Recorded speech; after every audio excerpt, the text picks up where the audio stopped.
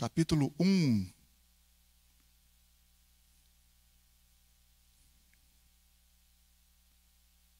Está na mão, sim ou não? Olha aí, verso 1. Zacarias 1, verso 1. No 8º mês do 2º ano de Dario, veio a palavra do Senhor ao profeta Zacarias, filho de Baraquias, filho de Ido. O Senhor se irou em extremo contra vossos pais. Portanto, dize-lhes, assim diz o Senhor dos exércitos: voltai para mim, diz o Senhor dos exércitos, e eu voltarei para vós, diz o Senhor dos exércitos. Não sejais como vossos pais, aos quais clamavam os primeiros profetas. Assim diz o Senhor dos exércitos: convertei-vos dos vossos maus caminhos e das vossas má obras, mas não me ouviram, nem me deram atenção, diz o Senhor. Os vossos pais, onde estão eles? E os profetas, vivem eles para sempre? As minhas palavras e os meus estatutos, porém, que eu mandei pelos profetas, meus servos, não alcançaram os vossos pais? E eles se arrependeram e disseram: o Senhor dos exércitos fez conosco o que os nossos caminhos e as nossas obras mereciam. Que o Senhor nos abençoe, que o Espírito Santo possa falar nos nossos corações, saiamos daqui edificados, exortados, consolados, cheios da presença de Deus, crendo mais no Senhor, arrependidos, amando o Senhor de todo o coração, temendo o nome dEle, em nome de Jesus. Amém, glória a Deus, maravilha. Glória a Deus, pode sentar, meus queridos. Meus amados, então a gente precisa... Aí você apaga aquela também aqui, ó, aquele farol lá. A gente entender qual o contexto histórico em que se encontra o profeta Zacarias. Para a gente entender por que Zacarias fala o que ele falou. Porque Zacarias, Ageu, Malaquias, Joel, Amós, eles não falaram assim uma hora, do nada. Falaram dentro de um momento. Não é verdade? Às vezes você chamou a atenção, você chama a atenção do seu filho. Mas por que você chamou a atenção do seu filho? Ó, tem uma história, tem um contexto ali. Por que você chamou a atenção do seu filho? Outro dia você agradou o seu filho. Espera aí, uma hora você agradou, uma hora você chamou a atenção? Sim, vamos ver os contextos, os momentos em que eu chamei a atenção e os momentos em que eu também agradei ele. Eu preciso entender isso. Então eu quero entender por que Malaquias escreve o que ele escreveu. Em que contexto, que situação, qual o momento. Amém? Aleluia? Então, olha lá. Então, nós temos assim, de uma forma geral, para os irmãos, eu sempre gosto de recapitular, para você falar: o pastor falou isso 10 vezes, então, 10 vezes, e o dia que eu fizer a pergunta, você tem que responder ela sem pensar, então. Né? Porque se a gente está repetindo, é porque o irmão tem que saber responder também. Nós temos um começo da história no livro do Gênesis. Na verdade, um começo de tudo no livro do Gênesis. Irmãos, entenda bem, tudo que está na Bíblia, ela aponta para Cristo. Cristo, olha bem o que eu vou falar. Cristo é em grego, Kyrios, ou Kyrios. Fala comigo essa palavra em grego. Kyrios. É com K. Y. R-I-U-S. Kyrios. Fala de novo, Kyrios. Fala de novo, Kyrios. Você falou em grego agora. Você fala, o seu irmão perguntar, sabe falar alguma língua? Fala em grego, Kyrios. Falei lá na igreja ontem, não lembro muito bem, mas falei. Sabe o que você acabou de falar? O que você acabou de falar? Kyrios. O que você falou em português? O que significa? Senhor. Jesus é Iesus. Iesus é Iesus Kyrios. Jesus é o Senhor. Amém? Aleluia? Então, outra coisa também que... Eu não vou entrar no mérito da coisa aqui não, porque a gente, quando está estudando, só para você saber. Em grego é Iesus. Iesus. Mas por que a gente fala Jesus, então? Outro dia eu explico melhor para você, mas só para você saber. Você acredita? Por que fala Jesus, não fala Iesus? se a tradução do hebraico para o grego deu Iesus.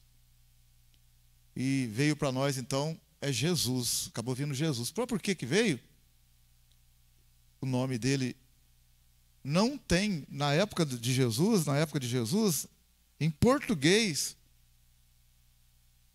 o português usava a letra I, não usava o J. Não tinha J.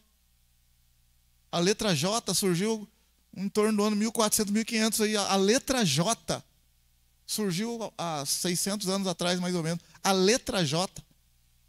Você acredita? Era aí, por causa de...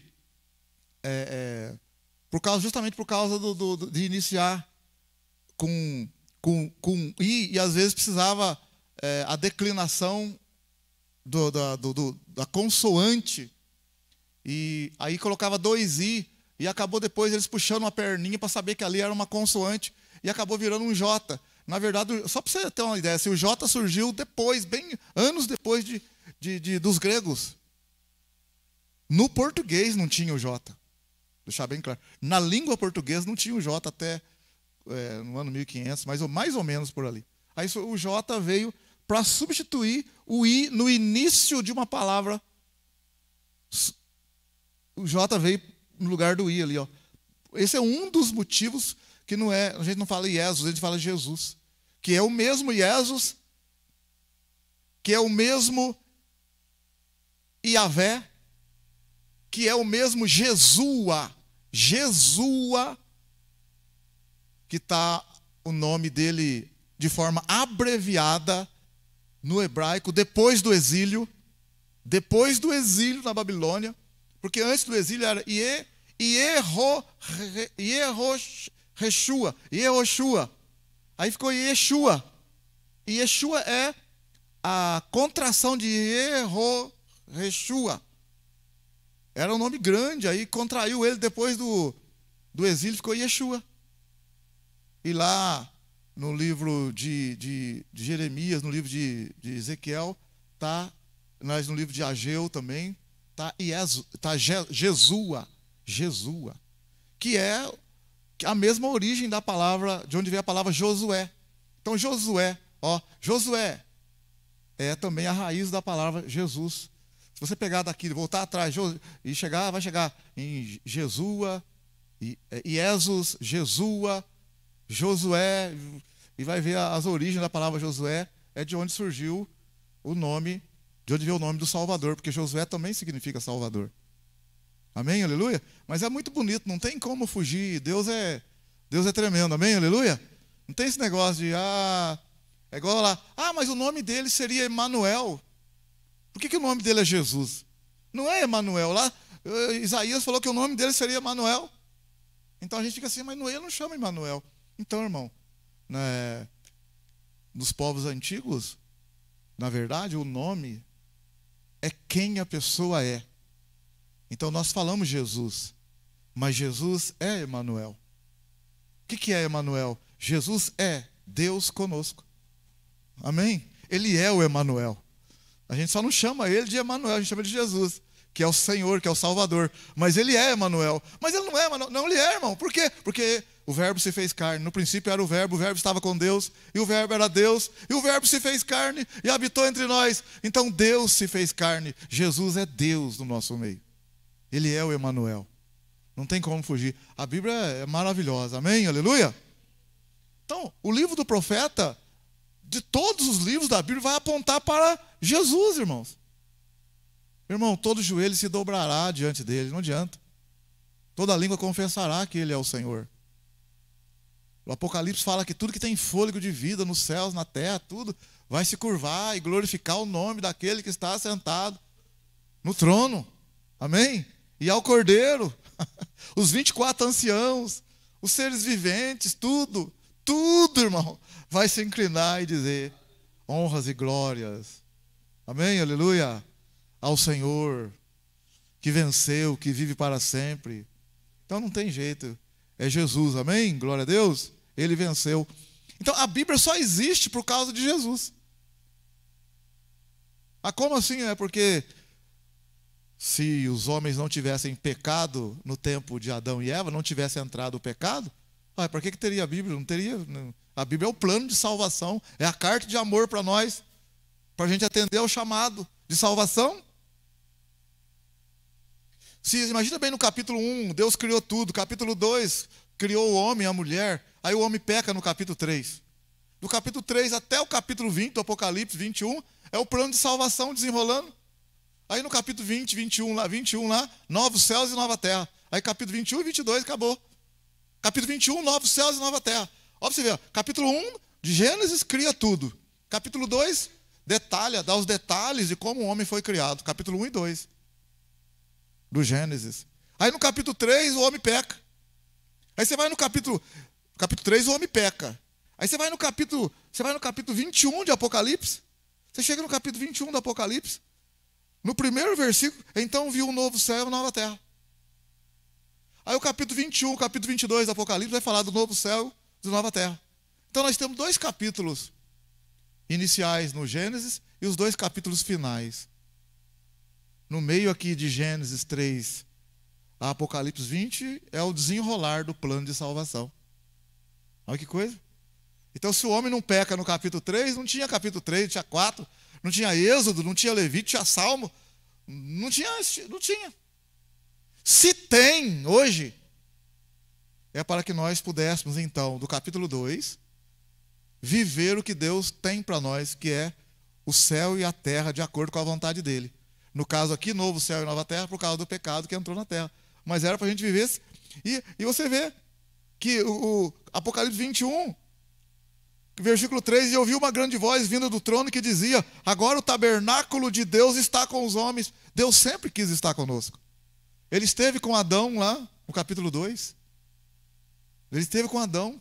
Aí não pôde estar mais do jeito que ele estava por causa do pecado.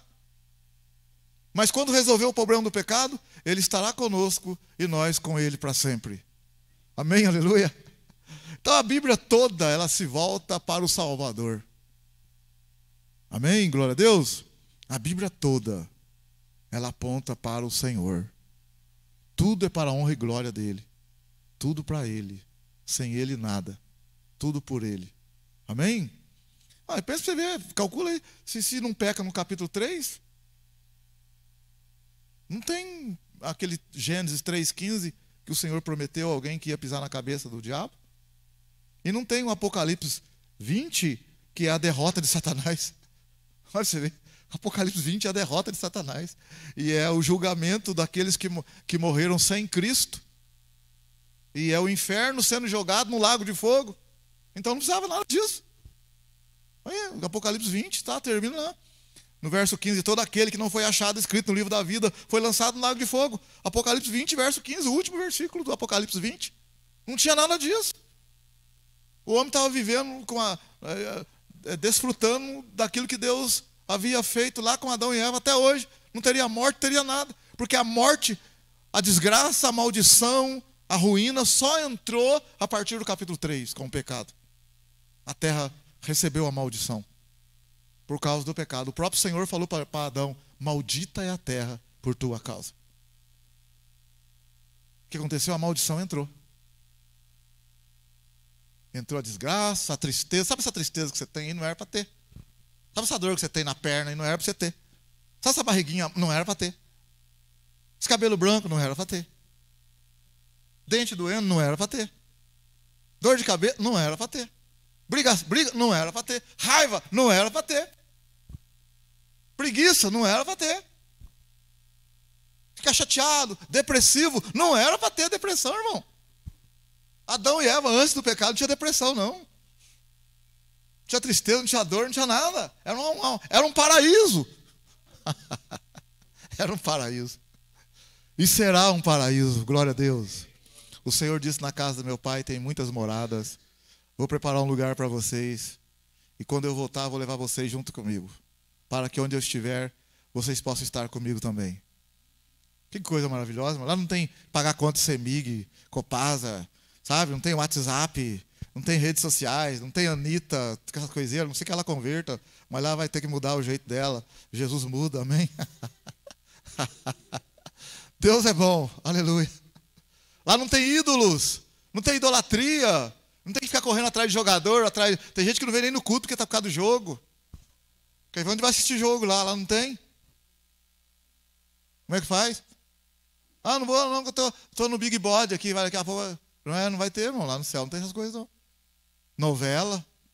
Ah, o Senhor Jesus. O anjo, cadê o anjo Gabriel? O anjo Gabriel. Não tem uma novelinha para nós aqui não, lá na terra tinha. Pois é, aqui não tem, filho. Não tem não. Não vai dar nem para pensar essas coisas por causa da glória do Senhor, amém? A glória do Senhor supera. Lá não tem necessidade, irmão. Não vai ter a necessidade nossa, está no Senhor. O Senhor, sabe aquele negócio que você fica assim vislumbrado? E glória, aleluia, e adorando, e felicíssimo. É um estado que a gente não tem explicação. Amém? Glória a Deus. Até o irmão contou para mim esses dias. Eu não sei se eu falei para os irmãos, acho que não falei aqui, não lembro. O irmão contou para mim ali na porta, ali, um senhor aí, o pai do Herbert. Contou lá do homem que acordou de manhã, 90 e tantos anos, acordou de manhã com alegria, falou para a mulher dele, bem, eu estou tão alegre hoje. Ela falou, nossa, mas que alegria, não, estou tão alegre, que alegria, estou feliz. Se eu morresse hoje, estava tudo bem. Tá, bate essa boca bem. Não, mas se eu morresse hoje, estava feliz. Porque que alegria, estou com uma alegria muito grande. Almoçou, depois do almoço tomou um cafezinho, a mulher dele levou um cafezinho com ele, lá ele sentou junto com ela assim, pegou na mão dela, abraçou ela e falou, bem, eu quero agradecer você por todos os anos, quantos anos nós vivemos juntos, eu quero agradecer você, pedir perdão para você por tudo que eu fiz, que você não gostou, que eu atrapalhei a tua vida. Mas eu estou tão feliz. O irmão contou para mim ali, não é historinha não, verdade. E encostou nela e morreu. Pai do Herbert, se você quiser saber se a história é verdadeira, pergunta para o Soeb, pai do Herbert. Olha como é que pode, que coisa, hein? Vou procurar saber então, pai do Herbert, pergunta para ele, o pastor contou, é verdade? Aí ele vai detalhar melhor para você, você vai falar assim, nossa, pensei que o pastor estava inventando. Não tem nada de inventar não, meu, o negócio é sério. Então a alegria das coisas de Deus é muito grande, amém? Glória a Deus. Paulo falou, é melhor estar com o Senhor, eu prefiro estar com o Senhor, mas por hora eu vou estar aqui na carne. Mas para mim o viver é Cristo e o morrer é lucro. Então, irmãos, há uma esperança para nós, amém? Glória a Deus. Glória a Deus, maravilha. Então toda a Bíblia é isso, irmão, toda a Bíblia começa assim. Ele começa no Gênesis, a história no Antigo Testamento, biblicamente falando, começa no Gênesis e termina em Neemias. Mas não é Malaquias, não. Malaquias viveu praticamente na mesma época de Neemias. Malaquias é um livro profético. Eu estou falando de história. A história começa de uma forma geral no Gênesis, né? Mas a história de Israel começa no livro de Josué. Começa ali no final de Abraão, no final do Gênesis, lá, Josué lá, mas na verdade começa a história mesmo do povo de Israel, né? No Êxodo, e depois com Josué vai embora. Aí nós temos lá, você viu, o livro de Jó, que foi a história de Jó. Jó viveu provavelmente, tudo indica, na mesma época de Abraão, Isaac, Jacó, pelo livro de Jó. Por tudo que tem no livro de Jó, que nós já estudamos sobre isso. Aí vem o Êxodo, Números, Levítico, Deuteronômio, Josué, Juízes, Ruth, 1 Samuel, 2 Samuel, Salmos, Provérbios, Esdras, Eclesiastes, né? Cantares, 1 Reis, 2 Reis de novo, tá? Abacuque, Miqueias, Amós. Aí vem os profetas, Os profetas. Então você vê que a história começa ali, vai até no livro de Neemias. Claro que, né, a gente divide o livro, a classificação dos livros do Antigo Testamento, ela é, os 5 primeiros livros é chamado de Pentateuco. Depois nós temos 12 livros históricos, que vai de Josué a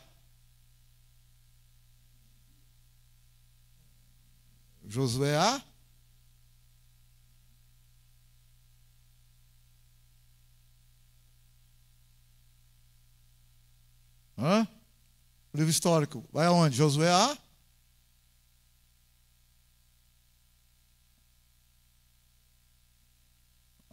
Esther.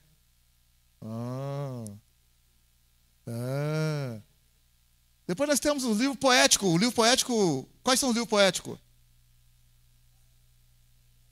Jó, Salmos, Provérbios, Eclesiastes, Cantares. Depois nós temos o livro dos profetas maiores. Quais são?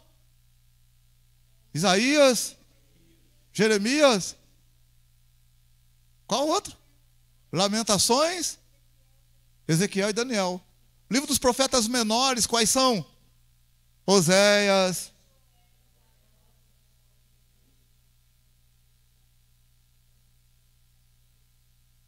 Então vamos ver como é que nós estamos. Pera aí, vamos lá. Gênesis, Êxodos, Levítico, Números.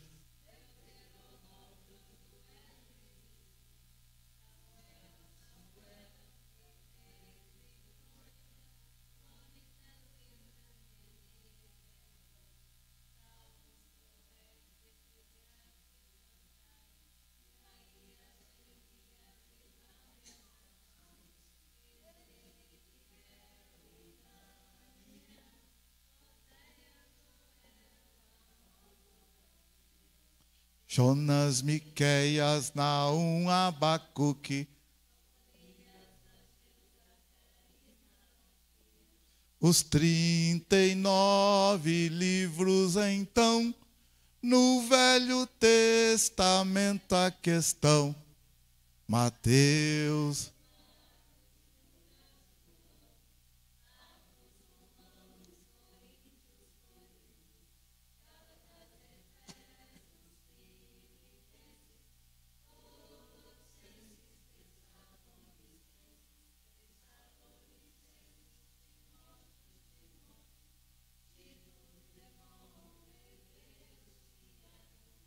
Pedro, Pedro, João, João, João. Os 27 livros, então. Maravilha, muito bom, muito bom. Então nós estamos aqui, os livros, esses livros que estão aqui, são os livros que são paralelos à história. Por exemplo, na época de Davi, Davi viveu no 1 Samuel. A partir do capítulo 16, Davi é consagrado rei. E vai até ele morrer e depois o Salomão assume. Não foi Davi que escreveu a maior parte dos salmos? Então, se Davi viveu na época de Samuel, onde está o lezinho vermelho lá, ó, então os salmos está paralelamente à vida do rei Saul. Imagina se o rei se o rei Davi estivesse aqui. Então, a história do 1 Samuel está desenrolando com o rei, mas o livro de Salmos junto com ele. Então, por isso que o livro é paralelo a ele. Assim também com Salomão. Salomão viveu depois de Davi. Por isso que está lá Cantares, Eclesiastes, Provérbio, de lado da história. Porque aconteceu paralelamente à história do rei. Assim também os profetas. Por exemplo, na época vamos lá, um profeta, vamos aqui, na época do rei Ezequias, o rei Ezequias, fala, vamos ver se vocês são bons de memória, o rei Ezequias, fala um profeta que viveu na época do rei Ezequias para mim. Vamos ver como é que vocês estão aí. Na época do rei Ezequias, me fala um profeta que viveu nessa época.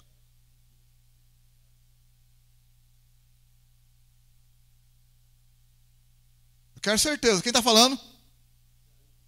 Quem está falando? Isaías? Isaías. Mais um profeta que viveu provavelmente na época do rei Ezequias. Isaías é verdade. Quem foi contemporâneo de Isaías? Um profeta contemporâneo de Isaías. Mesmo tempo.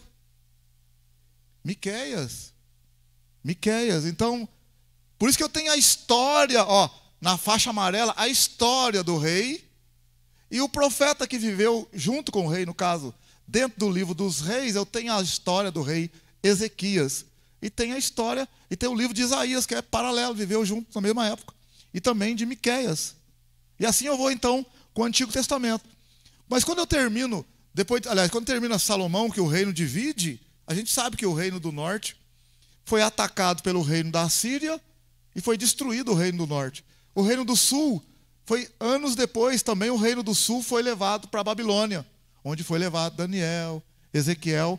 Então nós temos os livros de Daniel e Ezequiel a partir do exílio na Babilônia. Agora, depois da Babilônia, a cidade estava destruída, o templo estava destruído e Jerusalém abandonada. Depois dos 70 anos, Esdras vai escrever a história. Que a primeira turma que retorna depois dos 70 anos que eles ficaram na Babilônia, Babilônia foi dominada por Babilônia, que era o império mundial, foi dominada por um outro império. Qual império dominou o mundo depois de 70 anos? O Império Medo-Persa. Por isso que no livro de Êxodo, no capítulo 1, que nós já estudamos também, fala assim, Ciro, rei da Pérsia, ordenou aos judeus que estavam exilados, quem quisesse que pudesse voltar para Jerusalém. Por que ele falou isso? Porque agora é a Pérsia que está no comando, não é Babilônia mais. Mas olha bem, isso aqui, não vou mostrar para vocês agora não. Esdras, não vou confundir sua cabeça, mas Esdras está escrevendo... Aliás, Esdras escreveu muitos anos depois, porque Esdras não viveu na mesma época de Zorobabel. Apesar da história de Zorobabel, capítulo 1, 2, 3, 4, 5, 6. Está escrito no livro de Esdras. Esdras escreveu, porque passaram para ele a história e ele escreveu. Esdras vai viver em torno de 80 anos, 90 anos depois da primeira turma de Zorobabel aqui. Por isso que tem assim, o primeiro retorno para Jerusalém, para reconstruir o templo, foi Zorobabel e Josué, filho de Josadac. Esse Josué que a gente fala no livro de Ageu, no livro de Zacarias, não é o Josué lá de Moisés não, hein, gente? Não, você vai acreditar, nossa, mas Josué está vivo, olha o Josuézinho desgramado, velho. Ele começa com Moisés e termina lá com Ageu, que desgramadinho de homem, se viveu muito. Não é esse Josué. Josué tinha morrido lá. Morreu lá atrás. Josué capítulo 24. E Josué morreu com quantos anos mesmo? Quantos anos Josué morreu? Quem lembra? O Josué lá do Moisés. Quantos anos Josué morreu?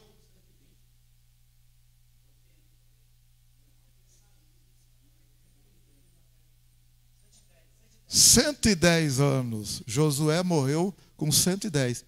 Mas quem que morreu com 120, então, já que vocês falaram tanto, 120? Noé? Shirley, põe a mão na cabeça do seu marido aí. Que confundiu os... Quem que morreu com 120? Você falou quase certo. Está pertinho do Josué. Quem que é? Não. Moisés. Moisés viveu 120 anos. O Caleb é o que você falou, 80, 85 anos que ele entrou na Terra Prometida, né? Isso.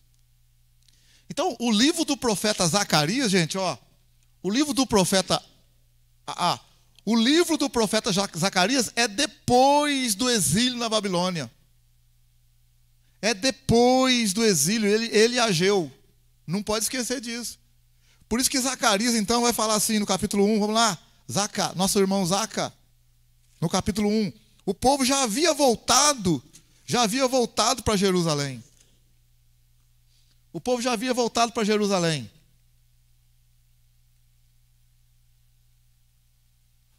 Então vamos lá, vamos dar uma adiantadinha aqui para a gente um pouquinho no Zacarias. Semana que vem nós acabamos Zacarias, se Deus permitir. Olha lá, o profeta Zacarias foi um contemporâneo de Ageu. Nós já estudamos isso também. E suas profecias aconteceram também no tempo de Zorobabel, quando eles foram reconstruir o templo. Lembra?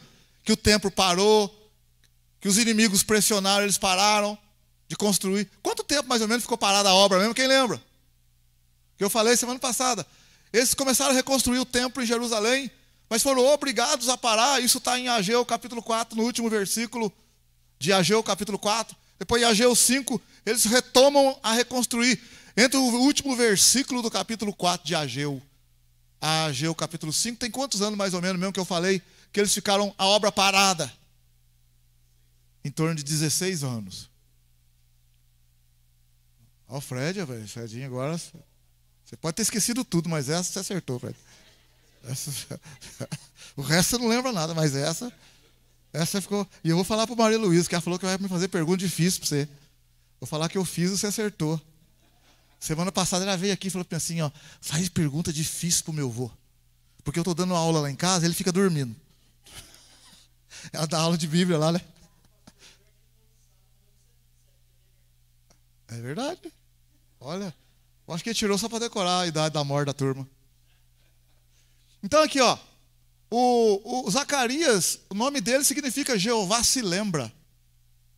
Ele nasceu na Babilônia durante o exílio. Olha, irmão. Ainda que foram para a Babilônia, depois o Senhor fez com que eles voltassem. Então aqui nós podemos dizer, isso aí quando Ciro, rei da Pérsia, manda e dá ordem para eles voltar, nós podemos dizer o 7 de setembro deles, independência. Amém? Glória a Deus. Só que lá não teve independência ou morte, só teve independência mesmo. Em Esdras, capítulo 5, ó, Neemias, Zacarias é chamado de filho de Ido. Nós já vimos semana passada. Qual que é o contexto? Ele é contemporâneo de Ageu.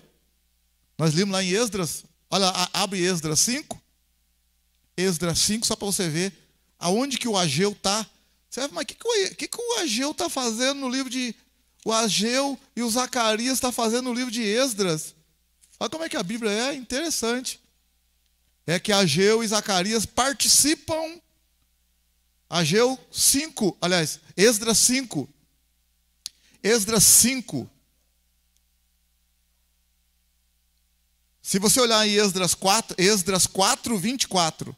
Esdras 4, 24. Então cessou a obra da casa de Deus que estava em Jerusalém até o 2º ano do reinado de Dario, rei da Pérsia.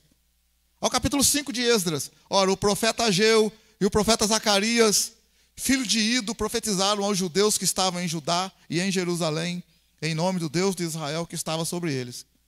Então você vai ver que o contexto histórico de Zacarias é o mesmo de Ageu, e eles estão dentro da história do livro de Esdras. E eles estavam participando da reconstrução do templo em Jerusalém que foi destruído por Nabucodonosor. Isso eles estão voltando então depois de 70 anos que Jerusalém foi destruída, é que Zorobabel vai voltar. E Zorobabel, imagina bem, Zorobabel, vocês são uma pessoa inteligente. Vamos chutar uma idade, porque a gente não tem noção da idade.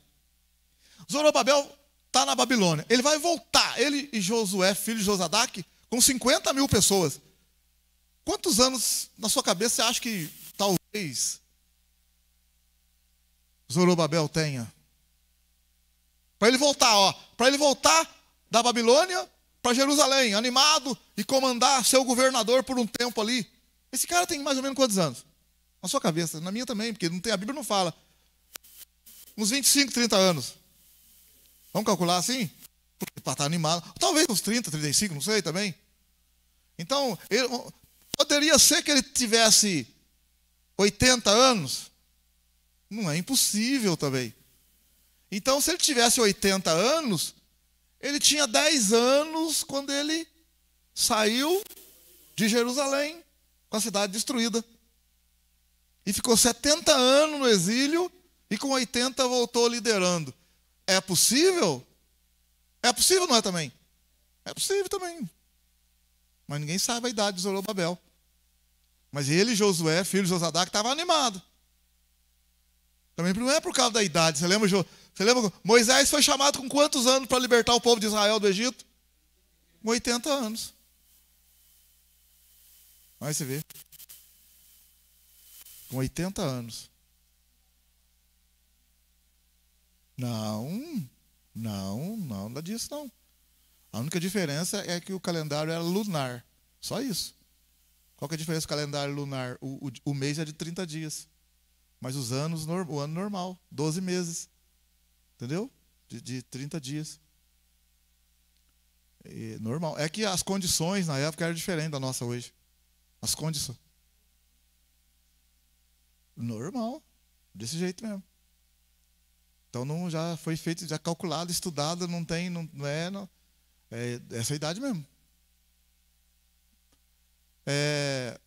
As condições, né, e outras coisas mais e a presença de Deus também, né? Você estando na presença de Deus, em umas condições favoráveis. Lá não tinha carne de porco. Ih, meu pai, vai começar. Não tinha industrializado, não tinha estresse, não tinha WhatsApp, não tinha CEMIG, não tinha imposto, água limpinha, direto, fruta no pé da árvore. Não tinha polícia, não tinha droga, não tinha nada. Olha que maravilha.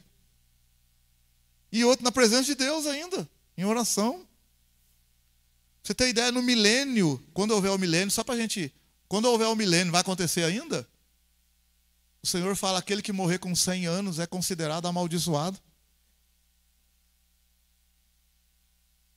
Quer dizer, então não é nem para morrer, vai morrer por causa do pecado. Que é a oportunidade que o Senhor está dando, a última oportunidade no milênio. Né? Mas é outra história. Então ele fala, aquele que morrer com 100 anos será considerado amaldiçoado.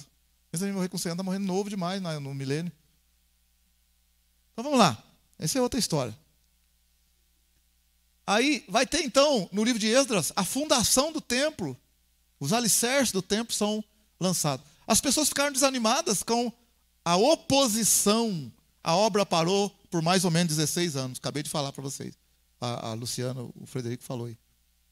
Ageu começou a profetizar em agosto de 520 e a pregar por 4 meses. Zacarias começou 2 meses depois. Nós mostramos aí, ó. Você pegar, ó, abre lá o Ageu, o livro do Ageu e o livro do Zacarias. A diferença dos dois. Eles estão juntos no livro de Esdras. Mas se você pegar, literalmente, o livro de Ageu, capítulo 1 de Ageu, e o capítulo 1 do profeta Zacarias. Olha o capítulo 1 do livro de Ageu, ó. O livro de Ageu, capítulo 1, verso 1. No 2º ano do reinado de Dario, no 6º mês. Ó, 2º ano, rei Dario, 6º mês. Olha o Zacarias. 8º mês, 2º ano de Dario. Ó, 8º mês. O Ageu, 6º mês. O Ageu está no 6º mês, o Zacarias está no 8º mês do mesmo ano. Então, 2 meses depois. Então, por isso que o Esdras fala, o profeta Ageu, o Esdras fala, o profeta Ageu e o profeta Zacarias profetizaram. Então, um profeta profetizou e o outro também ajudou. Os dois ajudaram para que o povo reconstruísse o templo. Olha a importância da palavra de Deus no meio do povo. O povo obedeceu aos profetas e terminou a construção. Amém? Aleluia. O povo obedeceu. Porque mesmo os profetas auxiliando, a pressão foi grande para o povo desistir. Mas o povo não desistiu. Irmão, a palavra de Deus fortalece a gente. Às vezes você está desanimado, querendo parar, daqui a pouco chega, não, vai, o Senhor está contigo, levanta a cabeça, vai. Aquilo dá um impulso na gente. Amém? Aleluia? Uma palavra já de uma pessoa que não é nem de Deus, já alegra a gente. Imagina então a palavra de Deus que é viva e poderosa e eficaz. E o Senhor fala que a palavra não volta vazia.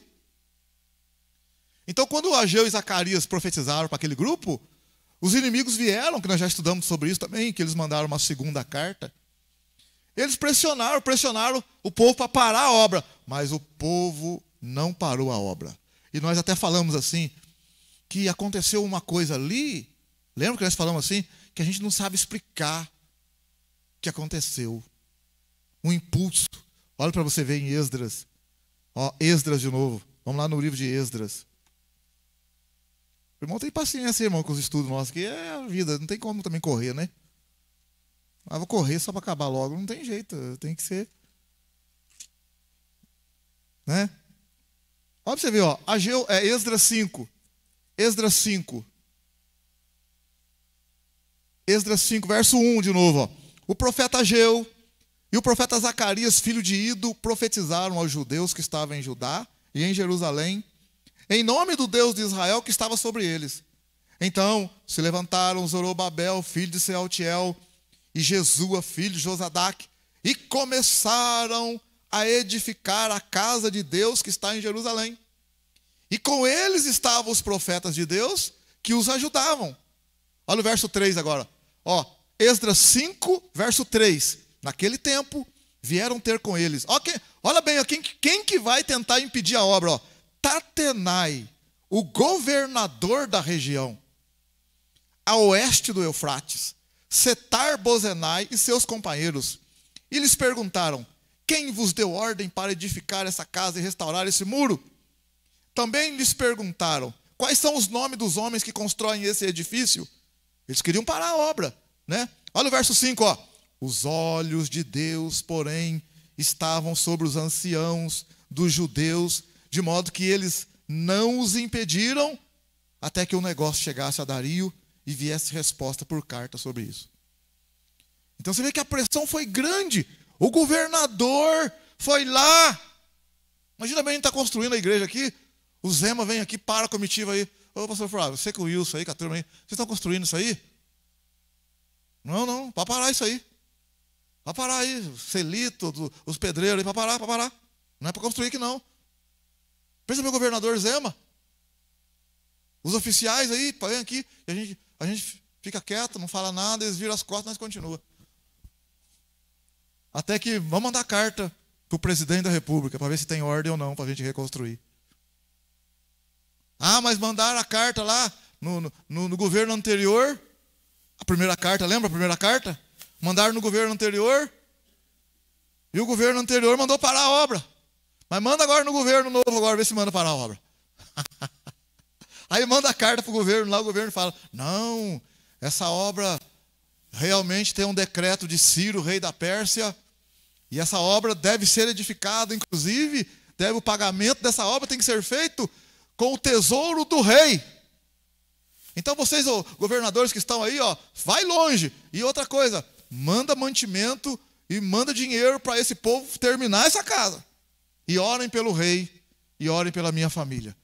E que quem não cumprir isso também, deve pendurar, amarrar uma corda aí no pescoço e vai morrer. Vou arrebentar vou destruir a casa de quem atrapalhar a obra aí.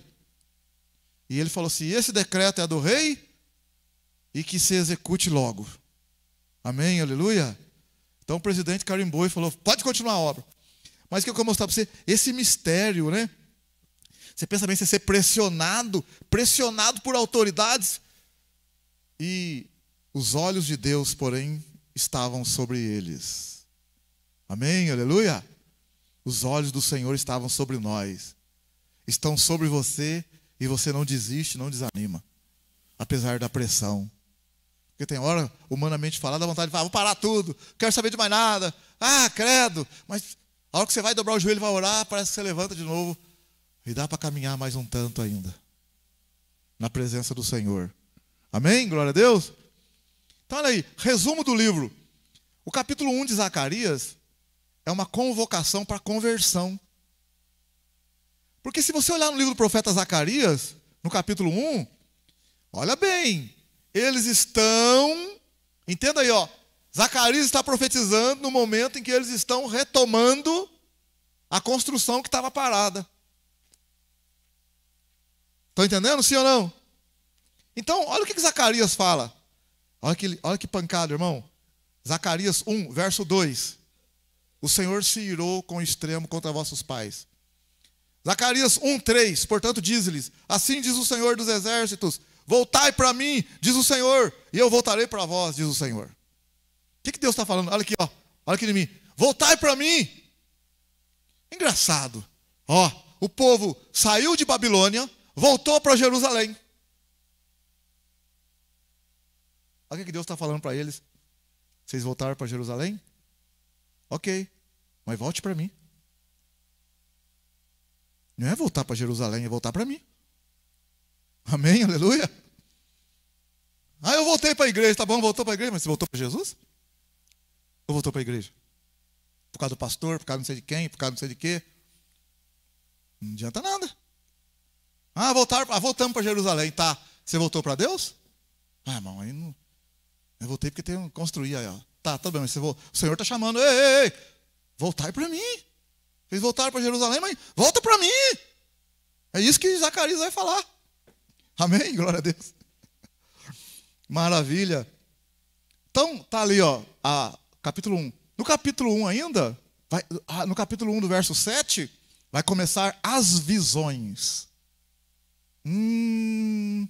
As visões. Espera aí, já que a gente vai falar das visões, tá? Do capítulo 1, do verso 7 ao capítulo 7, as visões do profeta Zacarias. Capítulo 8, a perspectiva de salvação messiânica. Capítulo 9, a segunda parte, a nova terra prometida, do capítulo 9 ao 11. Capítulo 12 ao 14, a libertação e restauração de Jerusalém. Então aqui está o resumão do livro inteiro de Zacarias. Mas aí nós voltamos. Visão de Zacarias, para dar o pontapé inicial aqui. Capítulo 1, verso 7. Não vou ler tudo, só para você esquentar aqui e você ficar interessado. Zacarias 1, 7. Aos 24 dias do 11º mês, que é o mês de Sebate, no 2º ano de Dario, veio a palavra do Senhor ao profeta Zacarias, filho de Baraquias, filho de Ido. Olha o capítulo 1, verso 8. Olhei de noite e vi um homem montado num cavalo vermelho. Ele estava parado entre as morteiras que se achavam no vale. Atrás dele estavam cavalos vermelhos, marrons e brancos. Então perguntei: Senhor meu, quem são esses? Respondeu-me o anjo que falava comigo: eu te mostrarei quem estes são. Então o homem que estava entre as morteiras explicou: estes são os que o Senhor enviou para percorrer a terra. Capítulo 1, verso 11. Eles responderam ao anjo do Senhor que estavam entre as morteiras: nós já percorremos a terra e ela está tranquila e descansada. Verso 12. Então disse o anjo: ó Senhor dos exércitos, até quando não terás compaixão de Jerusalém e da cidade de Judá, contra as quais estivesse irado esses 70 anos? Respondeu o Senhor ao anjo que falava comigo: palavras boas, palavras consoladoras. Então o anjo que falava comigo me disse: clama dizendo: assim diz o Senhor dos exércitos, com grande zelo estou zelando por Jerusalém e por Sião. Mas estou muito irado contra as nações que se sentem seguras. Eu estava um pouco indignado e elas agravaram o mal. Portanto, assim diz o Senhor: voltarei para Jerusalém com misericórdia, e a minha casa nela será edificada, e a corda de medir será estendida sobre Jerusalém, diz o Senhor dos exércitos. Clama outra vez dizendo: assim diz o Senhor dos exércitos, as minhas cidades ainda se transbordarão de bens, e o Senhor ainda consolará Sião, e ainda escolherá Jerusalém. Então no capítulo 1, a visão dos cavalos, o Senhor está, de forma resumida, dizendo que o templo será reconstruído. Olha, ele avisa o profeta antes que o templo será reconstruído. O profeta vai falar para a turma para eles recomeçar a obra. Mas o profeta já sabe que o templo vai ser reconstruído porque Deus mostrou para ele. Tá? No versículo 18. Depois a gente vai falar também desses cavalos aí, tá, gente? No versículo 18. Olhei para o alto e vi 4 chifres. Então perguntei ao anjo que falava comigo: que é isso? Ele me respondeu: esses são chifres que dispersaram Judá, Israel e Jerusalém. Então o Senhor me mostrou 4 ferreiros. Então eu perguntei: o que vê? O que vêm esses fazer? Ele respondeu: esses são os poderes que dispersaram Judá, de maneira que ninguém pode levantar a cabeça. Esses ferreiros vieram para os amedrontar, para derrubar o chifre das nações que levantaram o seu poder contra a terra de Judá para espalhar. Então é engraçado, né? Nesse capítulo, nessa parte aqui, está mais claro, bem claro para a gente. No verso 18, ele fala 4 chifres. Quem são os chifres? São as nações que se levantaram contra Israel e contra Judá.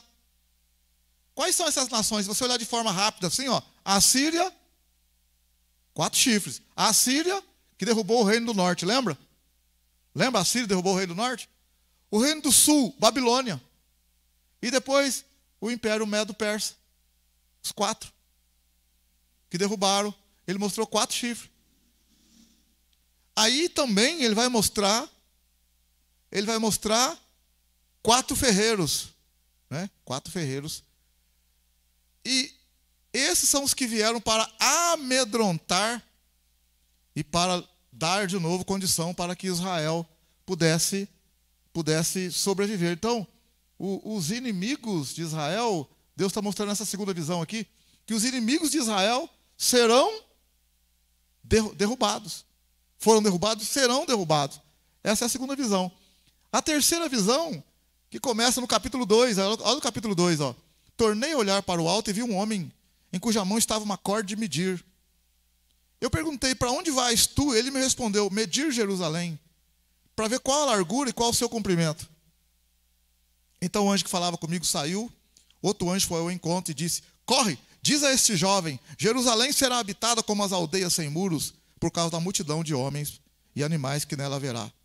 Olha o verso 5: Pois eu, diz o Senhor, serei para ela um muro de fogo em redor, e eu mesmo serei no meio dela a sua glória. Então o que Deus está prometendo? Que Jerusalém vai ser habitada e o próprio Deus vai proteger Jerusalém. Mesmo que o muro ainda não tenha sido edificado, ele está falando que Jerusalém vai ser habitada.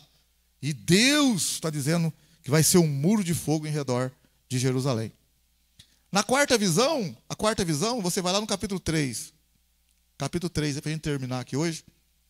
Então ele me mostrou, capítulo 3, verso 1. Então ele me mostrou o sumo sacerdote Josué, que estava diante do anjo do Senhor, e Satanás estava à sua mão direita para se opor a ele. O Senhor disse a Satanás: o Senhor te repreende, ó Satanás. O Senhor que escolheu Jerusalém te repreende. Não é este um tição tirado do fogo? Ora, Josué, vestido de trajes sujos, estava diante do anjo. Então, falando este, ordenou aos que estavam diante dele: tirai esses trajes sujos. E a Josué disse: vê, tenho feito que passe de ti a tua iniquidade, e te vestirei de trajes finos. Então eu disse: ponham-lhe um turbante limpo sobre a cabeça. Puseram-lhe, pois, sobre a cabeça um turbante limpo, e vestiram-no, enquanto o anjo do Senhor estava ali. Então o que está mostrando aqui na quarta visão? Que Jerusalém havia pecado, havia pecado, o pecado estava diante de Deus, e o diabo ainda acusando, por causa do pecado, mas o Senhor está falando que o Senhor está purificando e perdoando. Amém? Glória a Deus. O Senhor está perdoando, o sacerdócio está purificado, o Senhor está perdoando o povo dele. Por isso que vai haver a restauração. Porque, olha bem, o povo está voltando para Jerusalém, Deus fala para voltar para ele, eles vão reconstruir, mas Satanás se levanta. Mas o povo está em pecado. Mas o povo está de joelho dobrado ao mesmo tempo. Mas Satanás está se opondo.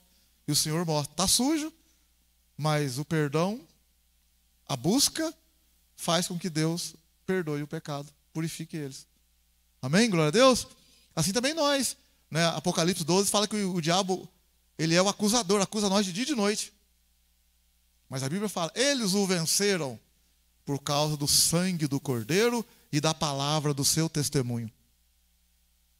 Então lá no Apocalipse que fala, primeiro vencemos por causa do sangue. Amém? Claro, vencemos por causa da palavra de Deus também. Mas vencemos por causa da palavra nossa, assim, em concordância com a palavra de Deus, por causa das nossas atitudes, da nossa palavra de fé, diante daquilo que o Senhor fez por nós.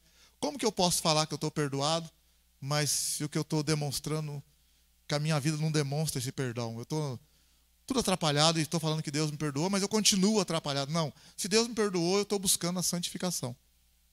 Amém? Glória a Deus. Então aqui, na quarta visão, o Senhor está mostrando que, apesar do inimigo estar perturbando, filhinhos, não pequeis, mas se porventura alguém pecar, nós temos um advogado. Amém? Vamos ficar em pé. Quarta visão, semana que vem continuamos no profeta Zacarias. Que Deus te abençoe. Pelo menos você entendeu aí, está entendendo o contexto em que Zacarias está profetizando para o povo. E o bonito é que o profeta sabe. O profeta sabe. Porque vai levar anos para reconstruir o templo. Mas o profeta já viu antes que está tudo certo. Amém? Glória a Deus. O Espírito de Deus já mostrou para ele. Vamos ficar em pé. Que o Senhor te abençoe. Uma ótima noite, uma ótima semana. Confia no Senhor. Não desista. O Espírito Santo nos ajuda, ajuda você, ajuda eu a seguir em frente. Porque hoje a casa do Senhor somos nós. Nós somos o templo do Espírito Santo. E o Senhor está fazendo uma grande obra na nossa vida. Reconstruindo a nossa vida. Para louvar e adorar o Senhor. Para que possamos buscar ao Senhor enquanto há fôlego de vida. O Senhor te abençoe, meu irmão, abençoe a tua casa, tua família, teu trabalho, teus negócios, tua vida. As nossas vidas, que possamos honrar o nome do Senhor, adorar o nome do Senhor, Jesus sempre, sempre. E que o amor de Deus, que a graça do Senhor Jesus e a comunhão do Espírito Santo permaneça com todos. Todos digam. E todos digam. Com alegria, todos digam. Cumprimenta o seu irmão e a sua irmã com a paz do Senhor. Deus te abençoe, Deus te abençoe. Me cercou com uma canção,